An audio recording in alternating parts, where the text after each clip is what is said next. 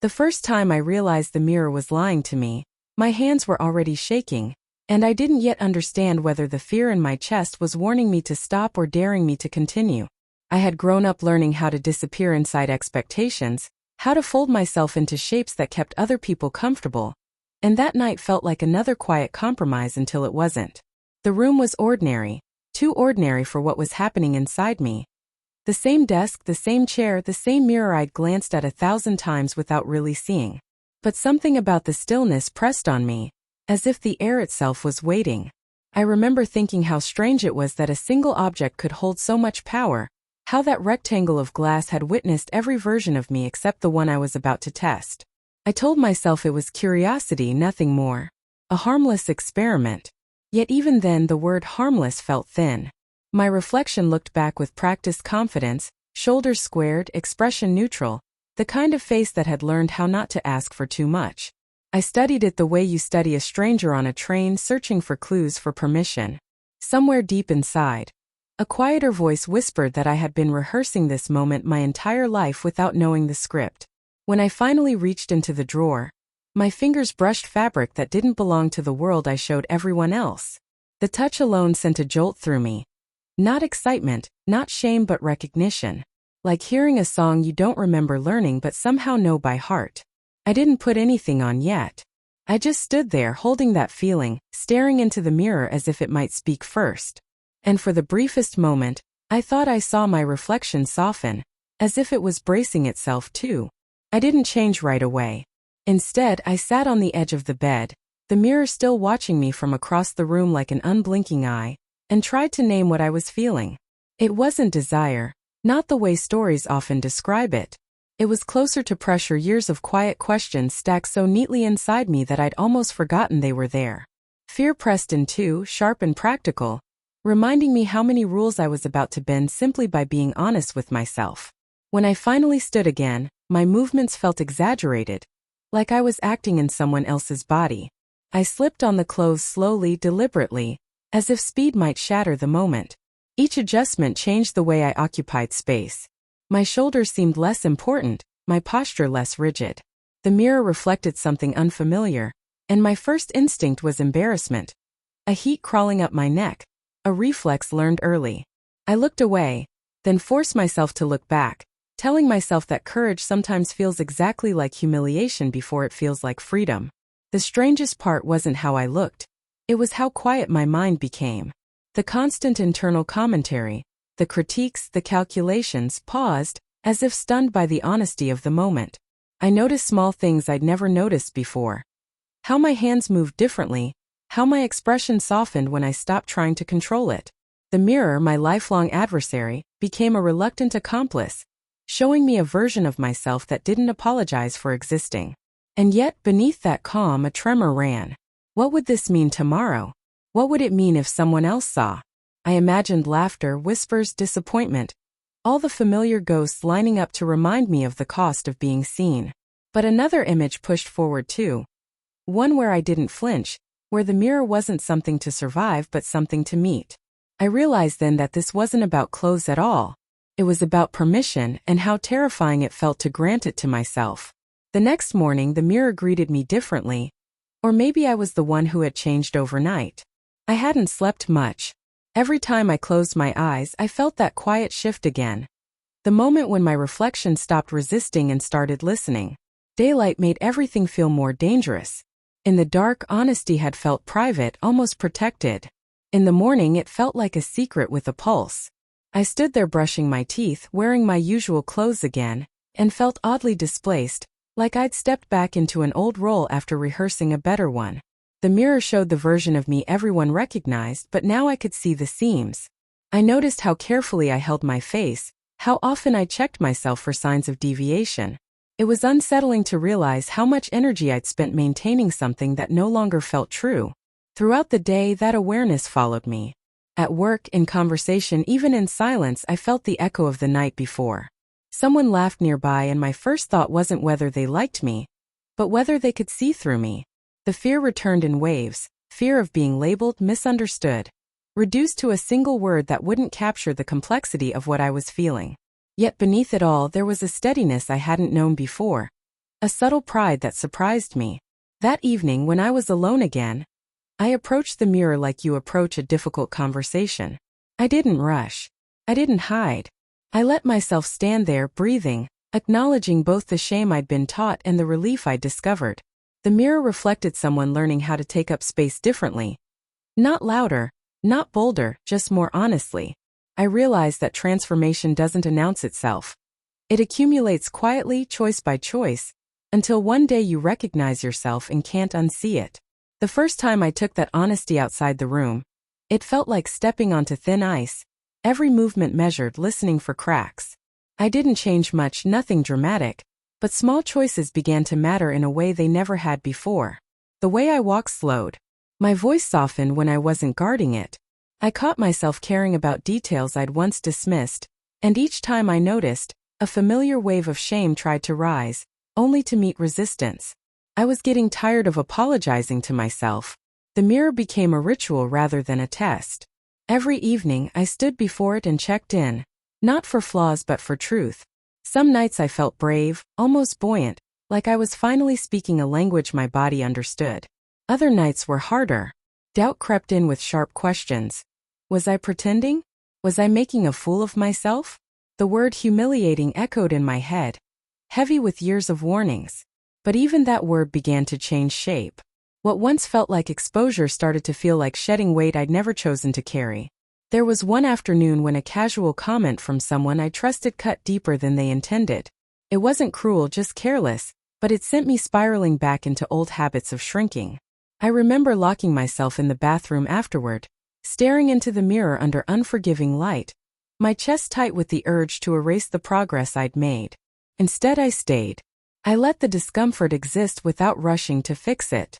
For the first time, I chose not to punish myself for being different. That was when I understood that liberation isn't loud. It doesn't arrive with applause or certainty. Sometimes it's just the quiet decision to remain present, when every instinct tells you to retreat.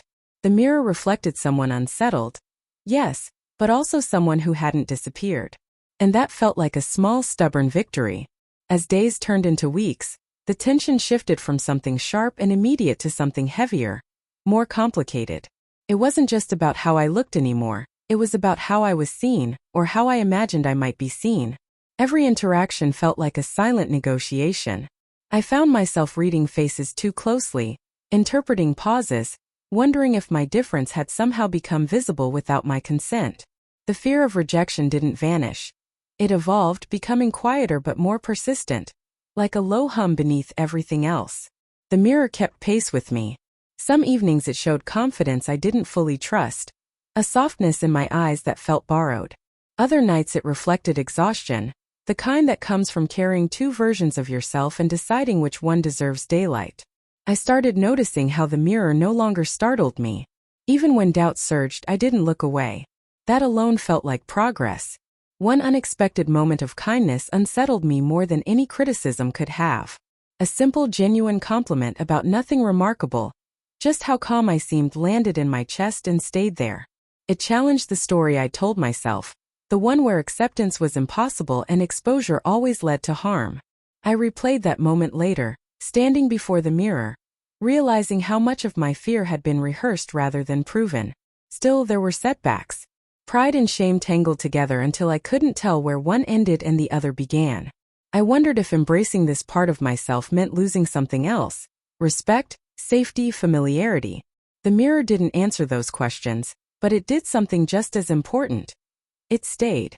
It reflected every version of me without commentary, without conditions, quietly insisting that none of them were mistakes. Then came the first real social test, the one that made my pulse spike in ways the mirror alone never had. I decided to meet a friend for coffee. Not someone I was hiding from, but someone who knew me as I had always been.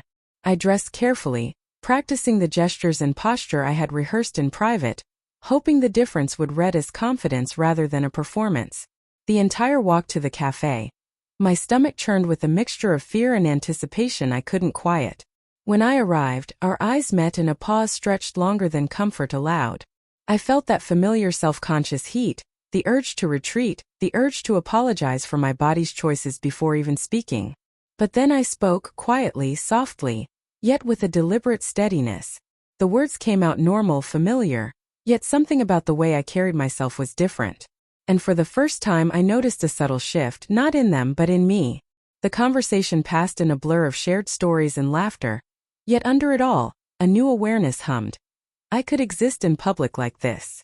I didn't need to vanish. Each gesture, each glance, each small smile became a little victory. A claim staked in the space between fear and authenticity. When I finally walked home, the streets felt different, safer somehow, because I had survived without hiding, and more importantly, without betraying myself. That night, back in my room, I faced the mirror with a quiet reverence. I wasn't unafraid anymore, I was steady. I studied the reflection not for flaws, not for approval, but for recognition. The girl, or whatever version of myself that felt most honest, looked back and didn't shrink. She was a part of me I couldn't deny, a part one had finally given room to breathe. It was humiliating, yes, but there was liberation folded into it, subtle and steady, like sunlight creeping over a shadowed room. The days that followed were a delicate balancing act. Each morning I woke with a sense of anticipation, wondering how much of myself I could show the world before it reacted. Sometimes it felt exhilarating, almost electric. The simple act of adjusting a sleeve, smoothing my hair, noticing how the lines of my body moved differently. Other times the anxiety returned, insidious and quiet, whispering reminders of old expectations I had internalized without permission. I began to notice small symbols of my transformation emerging outside the mirror. A scarf I chose on impulse, the tilt of my head, the way my shoulders no longer hunched reflexively. These subtle cues became a language of my own. I realized I had been speaking to the world in a tone that wasn't mine for years, and now finally I was composing my own sentences in my own rhythm. Even the mirror seemed to approve, or at least it reflected a version of me willing to take up space with intention. One evening I caught my reflection in a shop window and paused. The girl I saw wasn't just a version of me. She felt like a promise, a possibility I hadn't allowed myself to believe existed. I smiled faintly, surprised at the courage it took to meet my own gaze and not flinch. And in that moment, I realized something profound. Transformation wasn't about becoming someone else. It was about uncovering the person who had been quietly waiting all along. Yet, with this revelation came an undercurrent of fear. I had glimpsed freedom, but I knew it wasn't permanent. Every compliment, every approving glance carried a subtle tension. A reminder that the world isn't always kind to those who challenge its assumptions. The mirror didn't speak, but it reflected resilience, the kind that grows slowly when nurtured, even in private. I felt humbled, vulnerable, and alive all at once. A complex harmony I hadn't known I could survive. The first time I deliberately left the house wearing the full expression of who I was. No pretense, no hiding. I felt my heart hammer against the cage of my ribs. Each step down the street was both ordinary and monumental. A rhythm of courage I had never rehearsed outside my room. Passers-by barely glanced, yet every eye that did seemed amplified in my mind. I felt exposed, yes, but also astonishingly present, as if I had stepped into a version of life that had always been waiting for me to arrive. At the cafe, I ordered my coffee with deliberate calm, noticing the way my voice carried differently than it had in private. A brief, polite smile from the barista set off a cascade of emotions: relief, joy, and a creeping disbelief that acceptance could feel so ordinary. I sat at a corner table, the steam from my cup curling into the air, and caught myself imagining a timeline where I had never hidden at all. For a moment the old fear, the shame rehearsed so meticulously, softened, leaving space for something else: pride. Later, walking home, I passed a window and froze. My reflection caught me off guard, not because it was unfamiliar, but because it was steady, confident in a way that hadn't yet existed in my memory. I touched the glass lightly, as if confirming that this version of me was real, tangible, present. The recurring motif of mirrors, once a symbol of self-doubt, now felt like an ally, a quiet witness to progress and persistence. Still, the emotional pendulum swung unpredictably. A careless glance, a whispered assumption from a stranger, even my own internal doubts could send me spiraling. But I no longer fled. I allowed the discomfort to exist alongside my pride, realizing that vulnerability and strength were not opposites but companions. That day ended with a mixture of exhaustion and exhilaration, a testament to the subtle yet profound liberation that comes from daring to be oneself, fully, in public. It wasn't long before the social stakes deepened.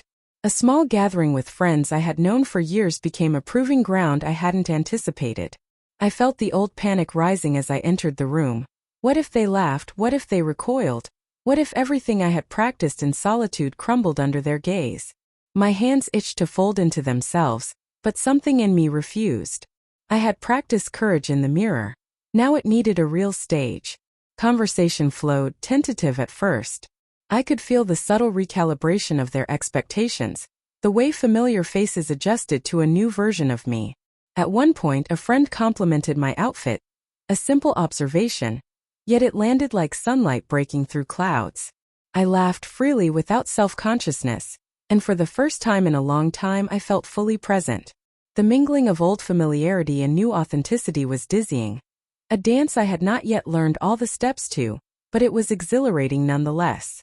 Later that night, standing before the mirror once more, I studied the expression of my reflection. There was relief, yes, but also something fiercer, a recognition of resilience. The girl in the glass no longer flinched at observation. She had survived exposure, uncertainty, and judgment, and she had emerged intact, perhaps even emboldened. The mirror had evolved with me, a recurring symbol of self-confrontation, bearing witness not just to transformation but to courage, the slow, steady work of daring to exist authentically. Even as pride swelled, I recognized the lingering tension, the awareness that life wouldn't always be easy, that progress could be tested. But there was a subtle joy in knowing that I had begun to reclaim space I had once ceded, that I could meet my own reflection without fear, and that the journey, humiliating, tender, liberating, was only beginning. By now, the mirror had become almost a companion, a quiet confidant in the ongoing dialogue I was learning to have with myself. Every night I stood before it, not to scrutinize but to reflect, literally and figuratively, on the choices I had made, the risks I had taken, and the courage it had cost me simply to be. Each evening brought new subtleties. The way my posture settled, the softening of my features, the small smiles that no one else saw but felt like a private celebration. One afternoon, I caught myself humming a tune I hadn't realized I remembered. It was a simple melody, but it carried weight, a nostalgic echo of moments when I had doubted my own existence. Standing in my room, glancing at the mirror, I realized that transformation wasn't just external.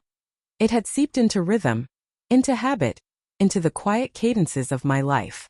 My reflection no longer startled me. It mirrored continuity, presence, and permission. Yet there were still challenges. Sometimes, late at night, memories of old judgments crept back in, whispered fears that threatened to undo the calm I had worked so hard to achieve. And yet, every time I returned to the mirror, returning to myself, and discovered that even discomfort could be borne without collapse.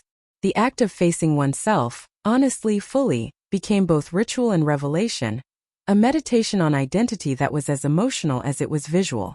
I realized then that transformation, liberation, and authenticity are rarely sudden.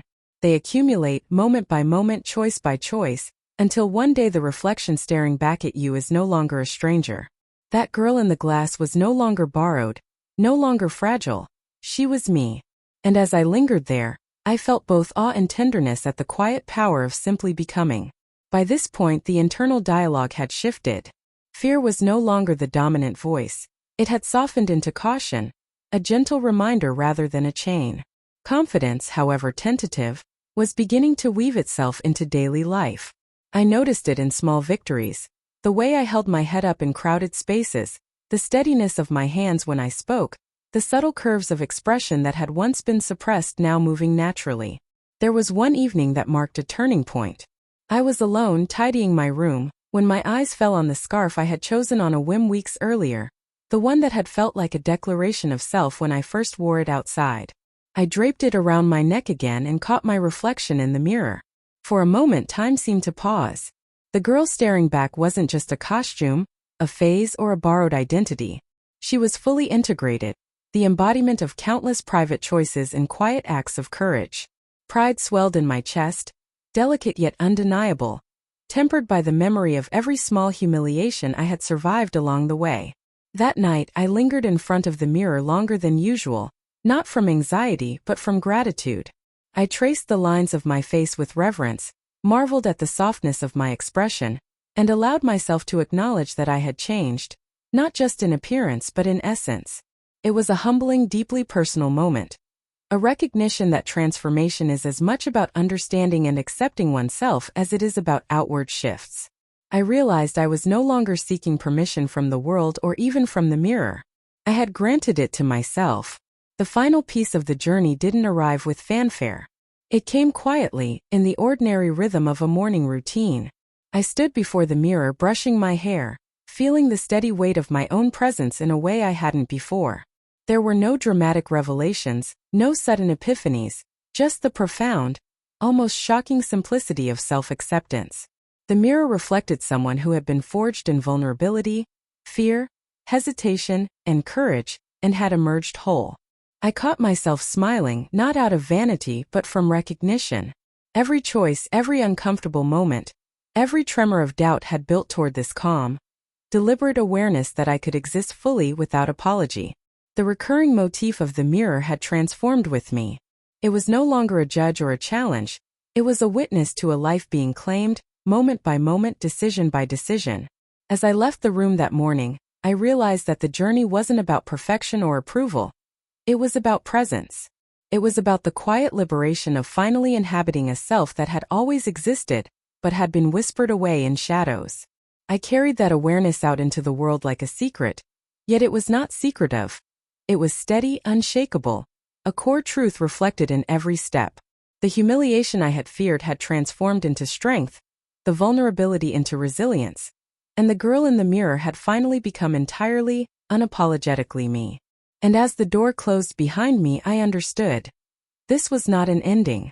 It was the beginning of living fully, openly, and honestly, in every mirror I would meet from this day forward.